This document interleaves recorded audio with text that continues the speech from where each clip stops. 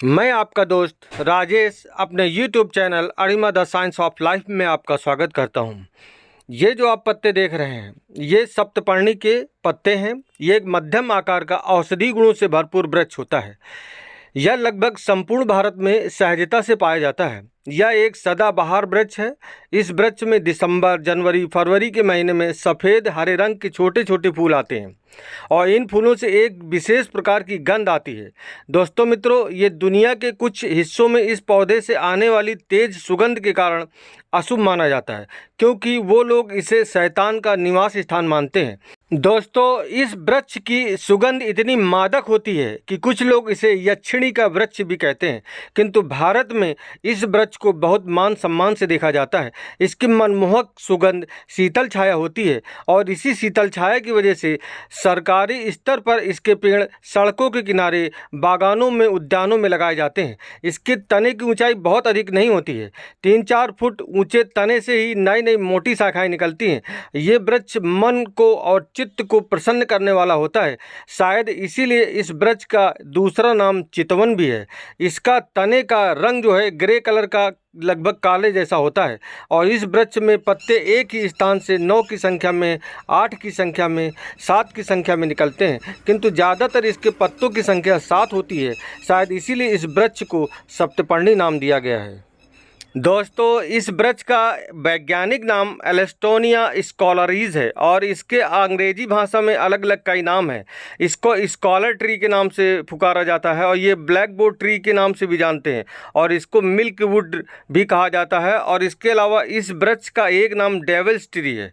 इसको शैतान का घर भी कहा जाता है। दोस्तों, जब ये पेड़ बहुत पुराना हो जाता है तब इसके तने की चौड़ाई बहुत ज़्यादा हो जाती है। इसलिए इसके तने का प्रयोग जो है ब्लैक बोर्ड बनाने के काम में लिया जाता था, जहां बच्चे बैठकर पढ़ते थे। शायद इसीलिए इस वृक्ष का एक नाम ब्लैक बोर्ड ट्री रखा गया है। दोस्तों, मैं लगातार अपने इस YouTube चैनल पर इसी प्रकार की औषधि पौधों की जानकारी लेकर आता रहता हूं। जो भाई मित्र हमारे इस वीडियो को पहली बार देख रहे हैं उनसे मैं निवेदन करता हूं कि इस चैनल को सब्सक्राइब ज़रूर कर लें। आपको आगे भी इसी प्रकार के औषधि पौधों की जानकारी मैं लगातार देता रहूँगा।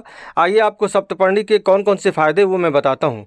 दोस्तों मित्रों, ये वृक्ष जो है औषधि गुणों से भरपूर है। इसका प्रयोग नपुंसकता, पीलिया, पेचिश, शारीरिक कमजोरी को दूर करने के लिए किया जाता रहा है। वैसे तो पूरा का पूरा पेड़ औषधि गुणों से भरपूर है, किंतु इसके तने की छाल, इसकी पत्तियाँ और इसकी जड़ की जो छाल होती है उसी का औषधि के रूप में ज़्यादा प्रयोग किया जाता है।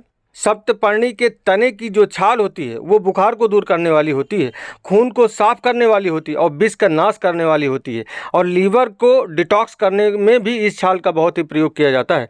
इस वृक्ष से कई प्रकार के आप औषधि फायदे ले सकते हैं। सप्तपर्णी का स्वाद भले ही कड़वा होता है, कसैला होता है, लेकिन आयुर्वेदिक चिकित्सा पद्धति में त्वचा की बीमारी हो, दस्त की समस्या हो, सांप के काटने से लेकर मलेरिया के उपचार तक में इस पौधे का इस्तेमाल पुराने समय से किया जाता रहा है।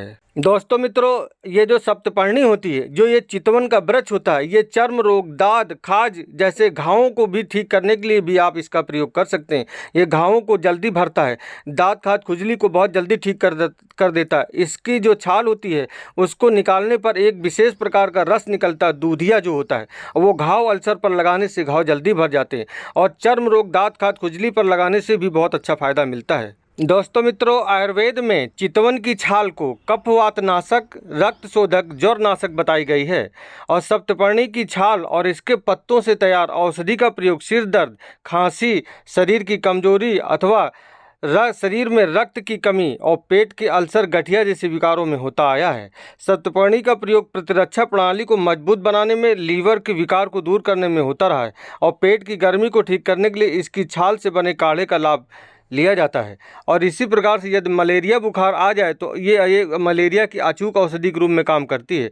जुकाम बुखार होने पर सप्तपर्णी की छाल, गिलोय का तना और नीम की छाल को समान मात्रा में लेकर काढ़ा बनाकर रोगी को देना चाहिए। दोस्तों मित्रों, यदि किसी कारण से बुखार आ जाए तो तुरंत अंग्रेजी दवा या दूसरी दवाओं का सेवन नहीं करना चाहिए। इसके लिए आपको आयुर्वेदिक औषधियों का इस्तेमाल पहले क्या करना चाहिए, क्योंकि आयुर्वेदिक औषधियाँ जो होती हैं वो नुकसान नहीं करती। और इसके लिए आप सप्तपर्णी की छाल को उसको सुखवा लीजिए और उसका चूर्ण बना लीजिए। 2 से 4 ग्राम चूर्ण को 250 ग्राम पानी में पका लें। जब वो 1/4 शेष बचे तो उसको पीना चाहिए। इससे सभी प्रकार के बुखार ठीक हो जाते हैं। तो दोस्तों मित्रों, आपने देखा कि सप्तपर्णी का ये जो वृक्ष होता है ये औषधि गुणों से भरपूर है। ये खांसी है, शरीर की कमजोरी है और रक्त की कमी है, पेट के अल्सर हैं, गठिया है, लीवर को डिटॉक्स करने के अलावा बुखार के लिए आप इसका इस्तेमाल कर सकते हैं और ये रक्त शोधक भी है, विषनाशक है। दोस्तों मित्रों, एक बात का आप ध्यान रखें कि ये पौधा बहुत तेज होता है, इसके औषधि गुण इतने तेज हैं और इसका आप स्वयं प्रयोग जल्दबाजी में ना करें। किसी निपुण वैद्य या चिकित्सक की सलाह से इस पौधे का इस्तेमाल करें तो बहुत अच्छा होगा। किसी नए पौधे के साथ फिर से मुलाकात करेंगे, तब तक के लिए अपने दोस्त राजेश को विदा दीजिए। धन्यवाद। जय हिंद।